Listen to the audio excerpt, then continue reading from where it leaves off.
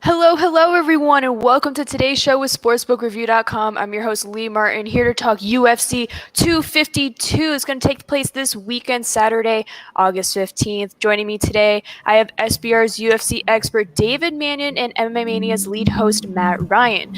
But before we get into any UFC talk, like always, go ahead, give us a like, subscribe to our channel, that way you never miss a show with us. Now, let's get to talking. Before I get into UFC 252, I just need to do a little recap and see how your guys' night went for the fight this past weekend with Derrick Lewis and Aleksei Oleinik. Honestly, I was a tad disappointed. I know we were all hoping Aleksei Oleinik could get that sub in, but Derrick Lewis was way too tough for that. So first off, way too tough. So first off, Dave, I'm going to start off with you. I hope you're having a wonderful day. Can you let me know how your night went and your thoughts on that fight? I sure can. Look, it was expected, yeah? We were going to see a submission from Oleinik or we were going to see the knockout from Derrick Lewis. No one expected it to go to the judges' scorecards, but we were so close. We were so close, yeah? So close. And listen to me. Look, I know a lot of the listeners, they understand numbers, they understand probability and line value. If those guys fight 10 times, right, I am taking Oleinik at plus 200 every time because all I need him to do is win 3 of those fights, and long term I am in the profit. So I do not regret placing my money on Oleinik. I do not regret it at all, because finding the value in Derrick Lewis would have had to been me predicting him to get the knockout in round 2. So that's just a long shot to try and guess those rounds every time, because there was no value in taking him straight up. It just wasn't there. Now, I didn't see the live line, but I know by the end of that round, you would have been able to get plus money on Derrick Lewis. You would have been able to hit up Derrick Lewis. I'm not sure what it would have been. I'm going to guess probably plus 120 to plus 150 region he would have been after the end of that round, because he was in a compromised position. Now, if it weren't for his shoulders and how big and just how thick he is, I think Oleinik would have been able to get the finish. And I've noticed it in other Oleinik fights where if the guy is really big, it's just, getting a squeeze and a choke, especially the one he likes, the Ezekiel choke, is hard when you're squeezing a tree trunk for a neck. So obviously disappointed. We were always disappointed when we lose, but all in all, it was a great fight. And what the hell was he doing in round 2? Why did he come out and throw a flying knee? I mean, he threw a flying knee and then got knocked out, and that kind of summed up the night actually for me in terms of underdogs. I took 4 single plays. They were all underdogs and they all lost. Luckily, I ended up profiting because I had 2 parlays that saved the day, and I had 3 units spread across them. So luckily the parlays saved the day, which they don't usually do. But yeah, I got lucky this weekend. Yeah, that's great to hear. How about you, Matt? How did your weekend go with that fight? Well, I have to eat with that fight, I believe I called Derrick Lewis winning the fight and winning by a finish. None of us expected it to go to the scorecards, as Dave said earlier. Yeah. That first round, you went through a gamut of emotions. It started out hot. You had basically the final scene of Blazing Saddles. You had essentially a 5-minute pie fight that led into Oleinik probably trying to get that choke, trying to get the submission. But 40 pounds heavier, Derrick Lewis walked into the octagon last Saturday night than Oleinik. So you're walking into a situation to where it's not only a tree trunk, it's 2 tree trunks. You might as well have been fighting tree trunks from Adventure Time, because you're not going to catch him. You're not going to get him in a submission. You got locked down. And then the start of that second round with that weird flying knee, and then Derrick Lewis just like, I got Popeyes to eat. I got interviews to cuts the fight short. Everybody goes home happy. But I do have to eat my hat on something. I said Chris Weidman would get washed. I was wrong. If he fought anybody but his opponent, he would have gotten washed. But we're here now. I was wrong. I was very wrong. And I apologize to Nassau County, Suffolk County. Hold on here. I have a list of apologies. Disney Wizards Pub on Long Island. The Hofstra University wrestling team. My aunt. That's for something completely different. But yeah, we'll go through these later. All right, awesome. Yeah, I know. I had a horrible night too, so we're together on that. But anyway, let's talk UFC 252. I am pumped for this card Oh, because not only is it a great card, but it's also my birthday. So I have a great card hey! on my birthday. So I'm pumped. Now let's get into it. I'm getting too sidetracked. All right, first up, we have Bantamweight John Dodson versus Merab. I always mess up this last name. Merab Dvalishvili. Hey, you got Via, it. Perfect. there we go. Via Bet Online, we have Dvalishvili minus 230 and Dodson plus 195. Dave, I'm going to start off with you. Can you give me your breakdown and pick for that fight? Yeah, we may as well keep it short and sweet Mm-hmm. because both of these guys are short. Not so much sweet, but they're definitely short. We've got an ultra strong wrestler, high level wrestler in Merab this weekend, and I will be calling him by his first name because trying to pronounce that second name back to back is just not for me on a Wednesday afternoon. But the pressure wrestling of Merab is going to be a lot, and he's got a heavy top game. But I tell you what, he is fighting a guy in John Dodson that scrambles like no other. He is incredible in the scramble. Watching him scramble with the likes of Demetrius Johnson, just a beautiful sight to see. Can he tackle the wrestling? I think that's all this fight boils down to for John Dodson. The price is surprising, that's for sure. Now, I mean, people were counting Dodson out, and look what he did in his last fight. He came out there, his hand speed was still there, and he's always been known for his hand speed, but obviously he's getting on in age. I think he's 36 now. For this weight class, it's not great. Well, for anything below heavyweight, it's not really great when you're hitting them, when you're past mid-30s towards, nearly hitting that big 4-0. It starts to get a bit rough for these fighters. John Dodson's not really showing them signs, which is a good sign.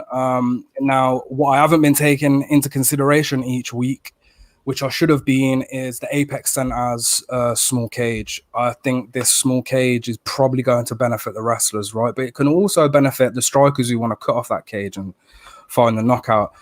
But for this fight, with Merab being such a talented wrestler and such a great team, the Longo team behind him, and training partners such as Aljamain Sterling, I just think, I think he can just out wrestle Dodson and just really pull Dodson to a point of that fight where he just doesn't have that pop anymore, and he doesn't have that speed. As I said, the age kicking in for Dodson, he doesn't look terrible, but I'll just have to side with the younger, larger, and he does have I think the quite a few inches difference in their reach in this one, and in height. It's got to be the wrestler for me, I think. If I have to fault Merab, I'd probably say the only thing to go on him really is his record, because he hasn't fought anyone close to the opposition level of Dodson. I mean, Dodson's fought Demetrius Johnson, Rivera, Peter Yan, Lineker, Marlon Moraes, and to be fair, he's lost to most of them, but he's fought them, and he's gave good fights against these opponents. None of these guys who I've mentioned have the level of wrestling that Merab does. So yeah, Dodson's definitely fought good wrestlers in, Demetrius Johnson and stuff, but it's a different level when we're speaking about Merab's style, that grinding pace. And I think he's got a record of 13 takedowns in one fight. I think that's going to pay off in the long run. With that said, when we look at the odds, I probably will not be putting money on Merab, because this is still John Dodson and he's still got finishing power. And to be fair, if Dodson came out and cracked Merab and knocked him out, I'm not going to be surprised. But I do favor the wrestler, and Merab by decision, probably. All right. How about you, Matt? Do you agree with Dave, or what's your take on that fight? Yeah, if you're John Dodson, hide your kids, hide your wife. It's going to be a very uncomfortable weekend for the Dodson family. He's lost 3 of his last 5 fights. He did get a TKO win against Nathaniel Wood back at Rio Rancho. But yet again, as Dave said, he took it right off my notes. Every single step-up fight that Dodson's had, whether it's against a Demetrius Johnson, a Peter Yan, Jimmy Rivera, he's fallen. He's lost. He lost against Demetrius Johnson twice. So when it comes under the spotlight, when you're going up against a guy like Dvalishvili, who is someone they're pushing, the UFC is putting him in a prime position. This entire card is a bring out your dead card for a lot of fighters in the UFC. You're going to see, like, if you look at the co-main event, if you look at the whole card, you're seeing star-making fights in every single card where these guys are going up against proven veterans. Every fight but the main event is a star-making fight. Dvalishvili fought inside, has won his last 4 inside the octagon. He fought in June. He's taken a 2-month break. So, a little break, just 2 months. And both of those fights are coming inside the baby octagon. He's got 8 wins by decision, 1 by submission, 2 by knockout. Has not been knocked out in his career, so I think his chin can withstand the offensive onslaught of Dodson. But I'm going with Dvalishvili here, and I'm going to agree with Dave. We're going to have a decision. Yep, there we go. So if you guys do want to get in on that fight, again, Dvalishvili is minus 230 and Dodson is plus 195. So let's move on to the next fight. We have featherweight Herbert Burns versus Daniel Pineda. Via Bet Online, Burns is minus 265 and Pineda is plus 225. Matt, I'm going to continue with you. Can you give me your breakdown and pick for that fight? All right. Well, again, Herbert Burns fighting for the second time in 2 months. The brother of Gilbert Burns. He's on a 5-fight winning streak going back to when he was in Titan FC back in 2018. Both of his UFC wins have come by stoppage, whether submission or TKO. And we saw his last fight at UFC 250 where he got the TKO. That was his first knockout ref stoppage victory in his career. So that a lot is going to have to play into that smaller octagon being a part of that. You're going up against a guy in Pineda who's not fought in a while. This is his return to the UFC after 6 years. He went 1-4 in his last 5 fights inside the octagon. He had his last 2 wins overturned by the Nevada State Athletic Commission because he got caught riding a little bit dirty in the PFL. So he lost to a guy named Johnny Carson. Not the Johnny Carson, but a guy named Johnny Carson. In my experience, if you lose to someone who was named after a late talk show host, you air with the opponent, and also he's a Burns. They're violent people. They're monsters inside that cage. I'm going to go with Herbert Burns, and I would probably go by way of decision. All right, how about you, Dave? What's your pick and breakdown for that fight? I'm going to read you the odds again. Burns is minus 265 and Pineda is plus 225. Dave. Yeah, I think that line's been incredibly juiced, right? I'm pretty sure Burns opened up minus 200, and everyone knows what's going to happen here. It's never a good time to place a bet on a fighter when he is coming off 2 overturned contests. Now, I'm a bit confused why he's here. I feel like the UFC have brought him here just to feed Burns on this card. It doesn't make much sense. Look, I know he was on a win streak, but he was on a win streak juiced up. Let's not pretend. Here. He got away with it, and then he didn't. So now he's off the juice. Is he going to take that chance? No, probably not, especially now he's in the UFC. He's probably gone clean. He's probably half the fighter he was. I tell you, there is something we should know about Pineda. This this 35, I think he's 34. This mid-30-year-old, anyway, has had over 30 fights, 35-something fights, and none of them have gone the distance. Not a single one of them. Every win he has had has been via submission or knockout, and every loss he's suffered has been by knockout or submission, bar one. I think there's one fight that he took a split decision. He lost 5 by decision. He lost 5. Sorry. Yeah. It's his wins. It's his wins that are all inside the distance. That's quite impressive. But like I said, back to the juice. Do we know much about his juice, and how long has he been juicing? Has he juiced for the majority of his career? We don't know. We don't know a lot about him, but we do know a lot about Burns and the Burns brothers. And look, Burns, all of his fights, he's finished all of them.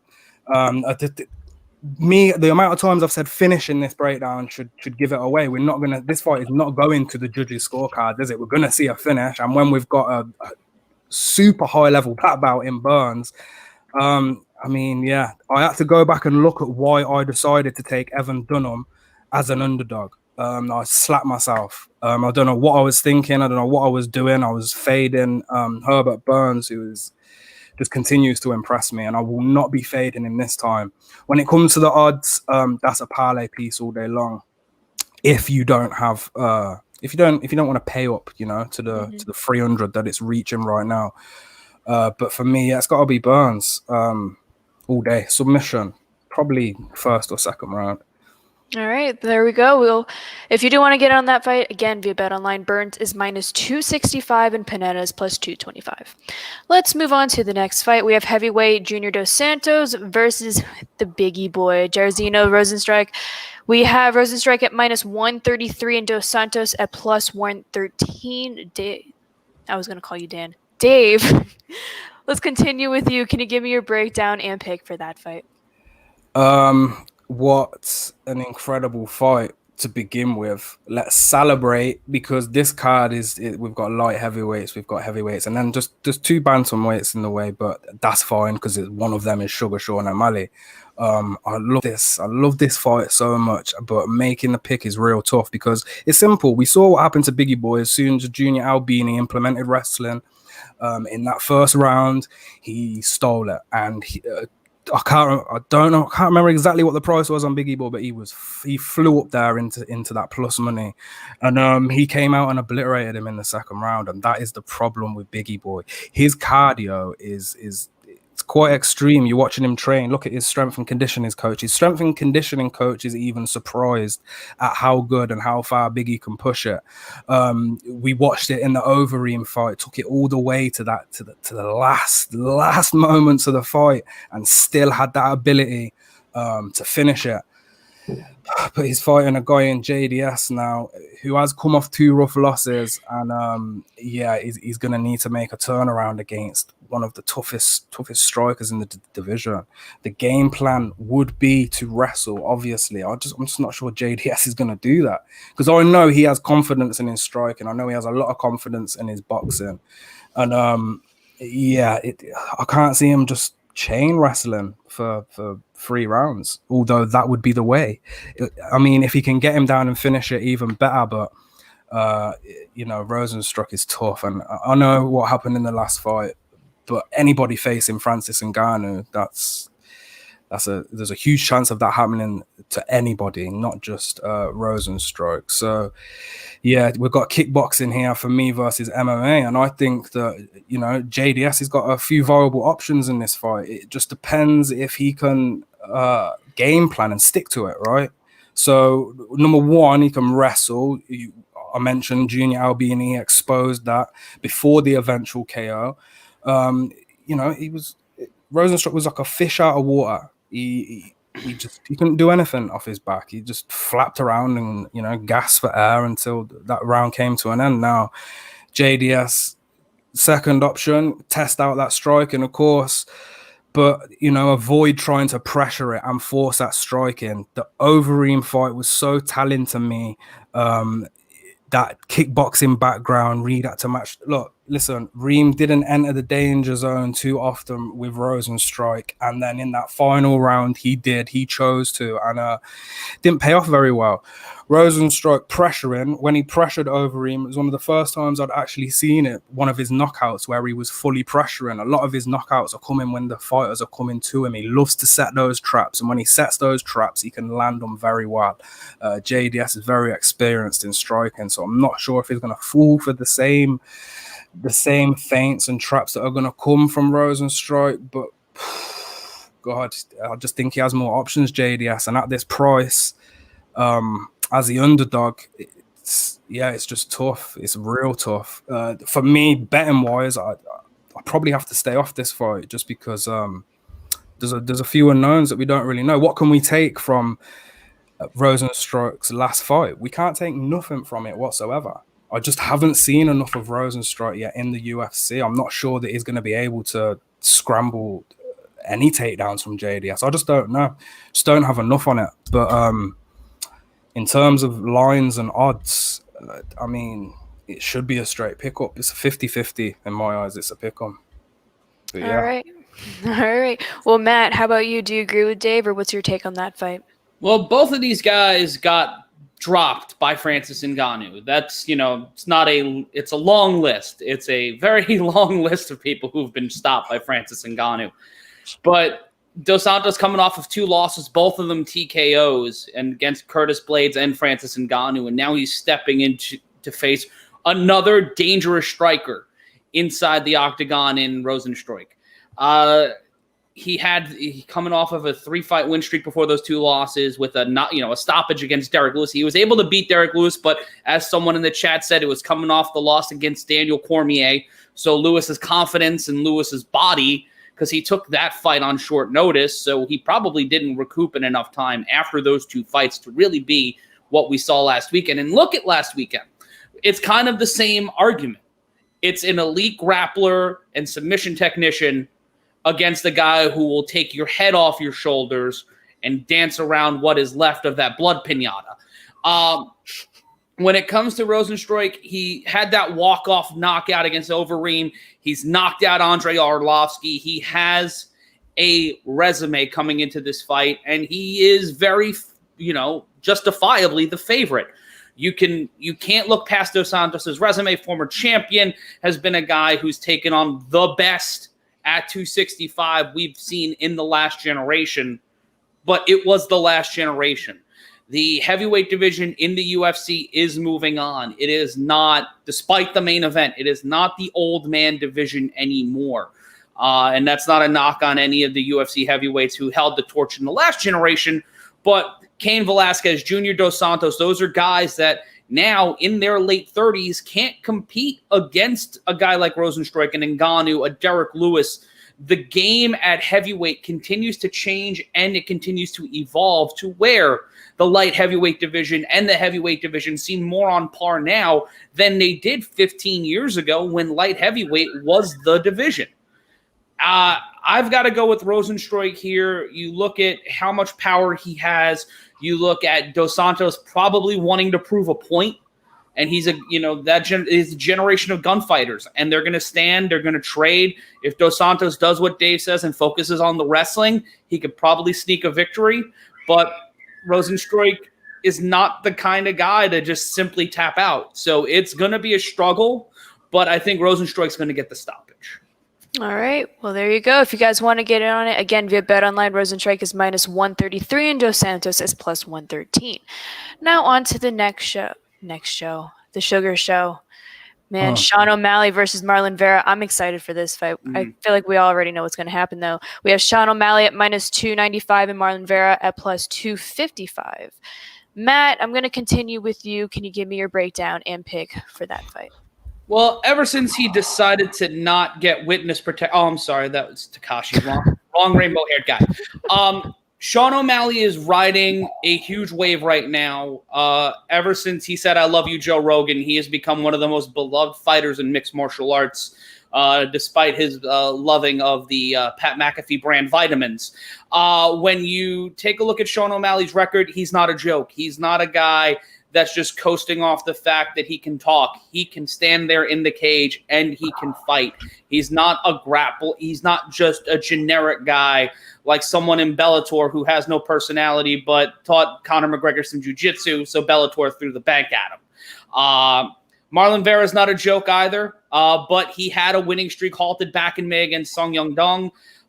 His won 7 by submission, has won by knockout 5 times, decision in 3.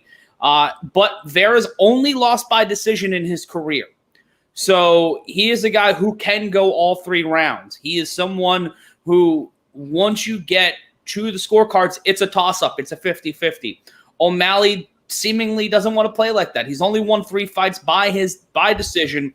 He's only won once by submission, but has knocked out over 50% of his opponents.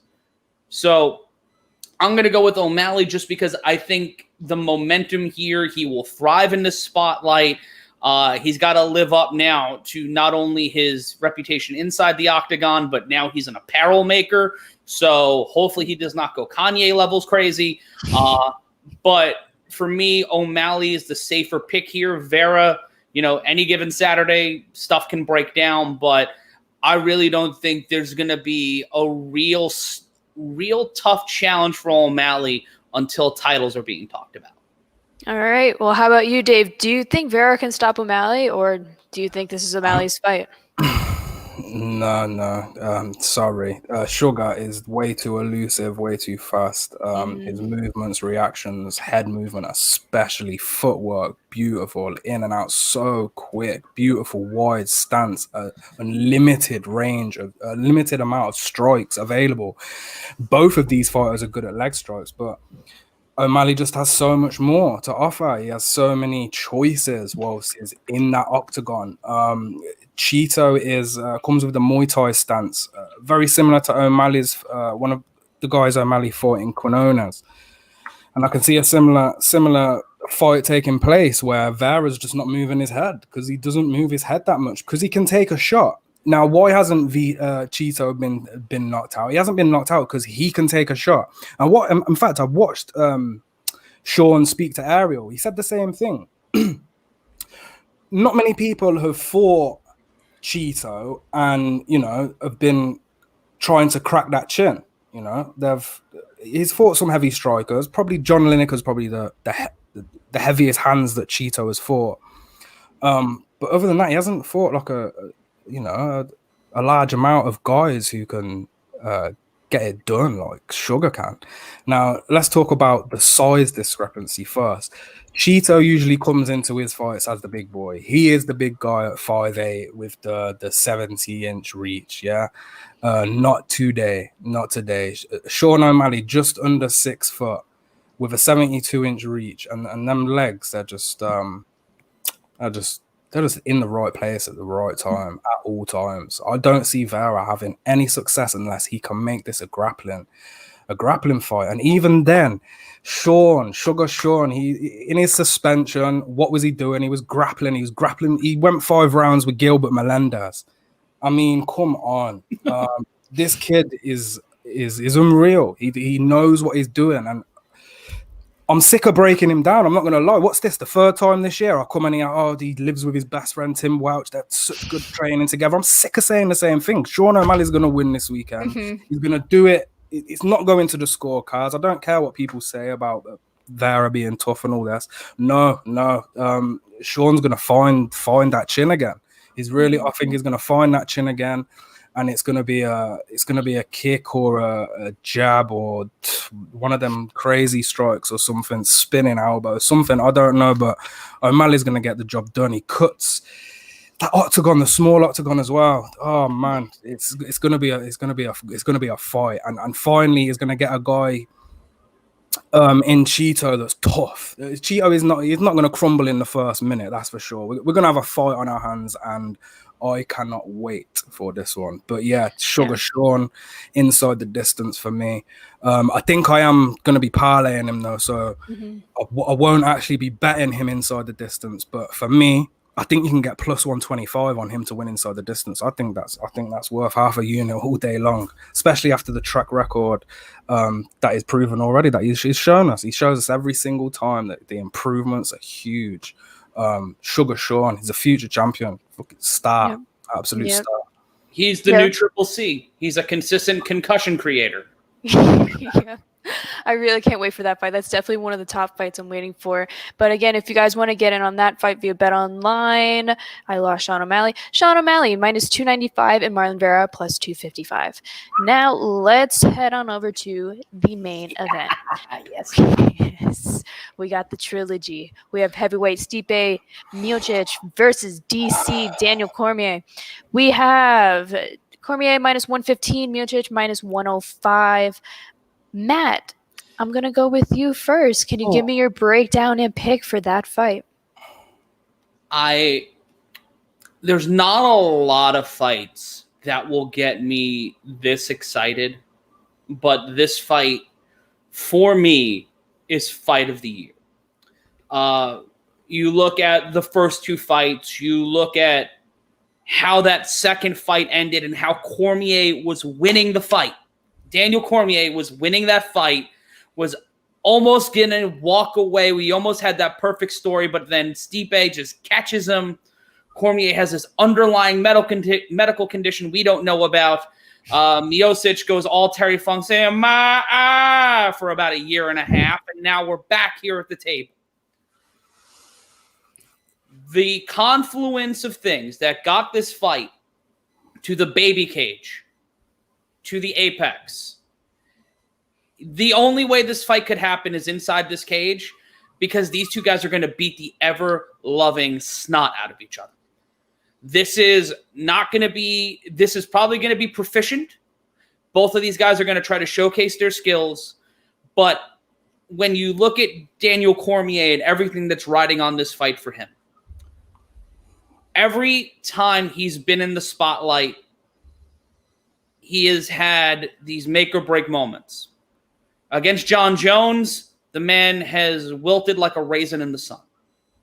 But when he's faced Stipe Miocic, and everybody else that's walked into his path, when you go back to Strikeforce, when he had to fill in for the Grand Prix, and he just walked in there like Taz in 97 ECW, just beating everybody in his path, there was no one better. Stipe Miocic is kind of like the Detroit Pistons in the early 2000s for the NBA. Consistent, definitive, but nothing to write home about. Emblematic of a transitional era in mixed martial arts at heavyweight. He can knock you out. He's halted the Ngannou hype train. But for me, this is Daniel Cormier's fight to lose. I feel like Daniel Cormier is going to get him again, and we're going to have a new UFC heavyweight champion, and then we're going to have another new UFC heavyweight champion probably in December. Yep. Well, Dave, how about you? Do you agree with Matt, or what's your take on the main event? I am an avid supporter of DC, and I have been for a very long time. When he was slamming Josh Barnett on his head in Strikeforce and slapping up Dan Henderson. In fact, I'm pretty sure he choked out Dan Henderson in Strikeforce. Yeah, look, DC has been my guy from day one. Through his John Jones war, through the losses, I was still with DC. Always been with DC because I think he is the greatest heavyweight of all time. I really do. He is 5'9".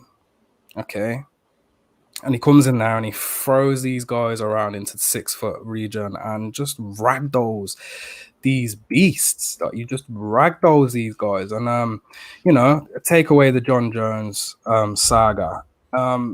Incredible. He was beating the crap out of Stipe.